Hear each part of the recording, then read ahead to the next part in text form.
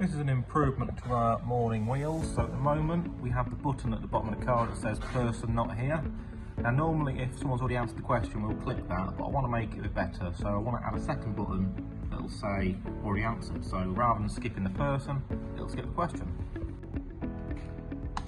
So here's the improvement. So now when you spin the wheels, when they stop on their question, you get two options. You get person not here or already answered. So say Jack's already answered this one, click that, and it just rolls on to the next question. So that was question 7, we're on to question 8, and just keep going through questions like that.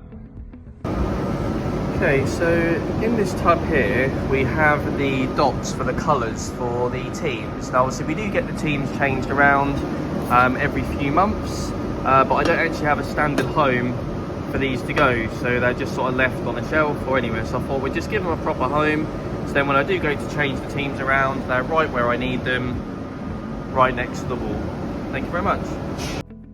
Went to grab the pen earlier, it's not there, so let's fix that. Very easy improvement. Just went and got a pen from the office, and I've got all these stickers pre-done. You can label it up and get it on the wall. And there we go, one of the easiest improvements we can do. When walking past, I've noticed that this drinks holder is absolutely destroyed, so I'm going to replace it with one of our prototypes. And here we go, here's the improvement. So just one of the prototypes we've had put through, rather than going to pre-packing or having to get repowder coated, just putting it out here so Ridley's got a nice new drinks holder. Right, for when you get to Jiffy bags, it always look a mess. Really bugs me, so I'm going to improve it to make it so much better. Right now, put the Jiffy bags in tubs. Now it looks a lot neater and a lot better. Now I can restock more in there, and push a label with which we stock it from. But in the future, we'll get Jake to get another label like these ones, but all look good so far. Thank you. Right, for the chamber notes, there's loads of stock locations upstairs for it, and you only need one stock location, so I'm going to improve it to make it so much better. Right now, I'm putting it now, there's only one location stock now, so we stock the clear tape. Now it's so much better. Thank you. Hello, a little improvement in here. So I bought this large drill on Facebook Marketplace, actually, second hand. It wasn't working, but I fixed it up and it's working now, so that's really good. But I bought it to drill and tap larger bits, and actually I just added a VFD controller so I can have forward and reverse motion in here. So this is literally helping me in M16 tapping. Also down in here, modified one of our standard clamps, just modified the pin so it goes into the slot, and I'm able to just very easy clamp any parts that I'm working with. So I'll just show you quickly how this is working. Just gonna set up forward, press run button,